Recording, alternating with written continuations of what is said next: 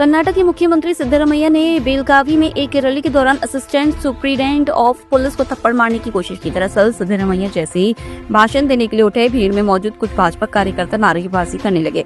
इसमें सिद्धरामैया नाराज हो गए, हाथ उठाया, फिर रुके। नाराज सीएम ने मंच से ही एएसपी से कहा, आप जो भी हैं यहाँ आए। जब एएसपी भरमानी मंच पर पहुंचे तो सीएम ने उनसे पूछा, आप क्या कर रहे थे। इसके बाद सीएम ने थप्पड़ मारने के लिए अपना हाथ उठा दिया। एएसपी भरमानी कुछ पीछे हटे तो सिद्धरामैया रुक गए। भाजपा और जनता दल सेक्युलर ने इस घटना की निंदा की। ಬರ ಯಾವನವನು ಎಸ್ಪಿ ಏನ್ ಮಾಡ್ತಾ ಇದ್ದೀರಿ ನೀವು? ಭ್ರಷ್ಟ ಕೇಂದ್ರ ಸರ್ಕಾರಕ್ಕೆ, ಭ್ರಷ್ಟ ಬಿಜೆಪಿ ಕೇಂದ್ರ ಸರ್ಕಾರಕ್ಕೆ, ಭ್ರಷ್ಟ ಬಿಜೆಪಿ ಕೇಂದ್ರ ಸರ್ಕಾರಕ್ಕೆ बोलो भारत माता की जय।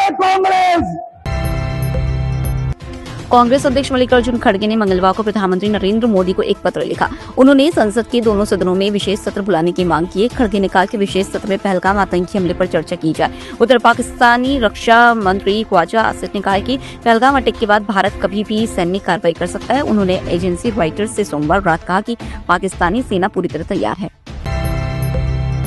अहमदाबाद के शाह आलम इलाके के पास चंडोला तालाब क्षेत्र में मंगलवार से बांग्लादेशी घुसपैठियों के अवैध निर्माण पर बुलडोजर एक्शन शुरू हो गया है। गुजरात पुलिस ने सोमवार रात से तैयारियां शुरू कर दी थी। यहाँ 50 बुलडोजर और 36 डंपर को लगाया गया है। 2000 वर्ग गज में फैले एक आलीशान फार्म हाउस छा दिया गया। Police, crime branch, SOG, cyber crime और एसआरपी की टीमें इलाके में तैनात है।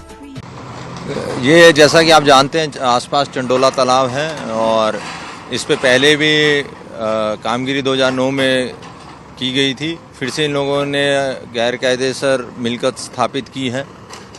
अभी एएमसी ने जो सर्वे किया उसमें पाया है कि इन्होंने जो तालाब की ज़मीन है, जो सरकारी ज़मीन है, उस पर मिट्टी डाल के झोपड़े बनाए हैं और एक उन्हीं के द्वारा ये आज डिमोलिशन की कामगिरी की जा रही है।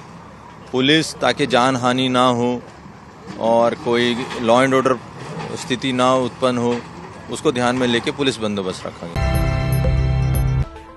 पहलगाम अटैक के जवाब में भारत के संभावित हमले को देखते हुए पाकिस्तान ने एलओसी के पास से आतंकियों को हटने का आदेश दिया। ये इलाके कश्मीर में घुसपैठ के लिए जैश-ए-मोहम्मद और लश्कर-ए-तैयबा के आतंकियों के लॉन्चिंग पैड माने जाते हैं। पाकिस्तानी सेना को डर है कि भारत इन ठिकानों को निशाना बना सकता है। अभी तक कितने आतंकियों को हटाया गया है, इसकी सटीक संख्या सामने नहीं आई है, लेकिन रिपोर्ट्स के मुताबिक यह संख्या 30 से 50 के बीच हो सकती है।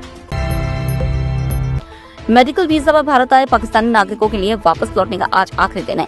इसके बाद भी भारत न छोड़ने वाले पाकिस्तानियों पर कड़ी कार्रवाई की जाएगी।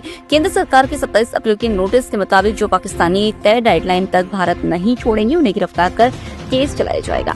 उनको 3 साल जेल या 3 लाख रुपए जुर्माना या फिर दोनों हो सकते हैं। हालांकि पाकिस्तानी डिप्लोमेट्स और लॉन्ग टर्म वीजा होल्डर्स के वीजा मान्य रहेंगे। मौसम विभाग ने मंगलवार 29 अप्रैल को केरल, कर्नाटक, उड़ीसा, नागालैंड, मणिपुर, मिजोरम, त्रिपुरा में भारी बारिश की चेतावनी जारी की है। लेकिन पंजाब, हरियाणा, चंडीगढ़, दिल्ली और राजस्थान में हीट वेव का अलर्ट है।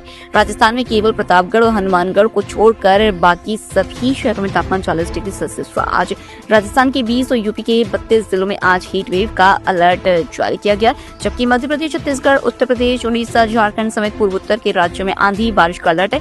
यहाँ 40 से लेकर 60 kmph की रफ्तार से हवाएं चल सकती हैं। 2010 के कॉमनवेल्थ गेम्स में मनी लॉन्ड्रिंग मामले में दिल्ली की राहुल जोनी कोर्ट ने ईडी की क्लोजर रिपोर्ट को मंजूरी दे दी।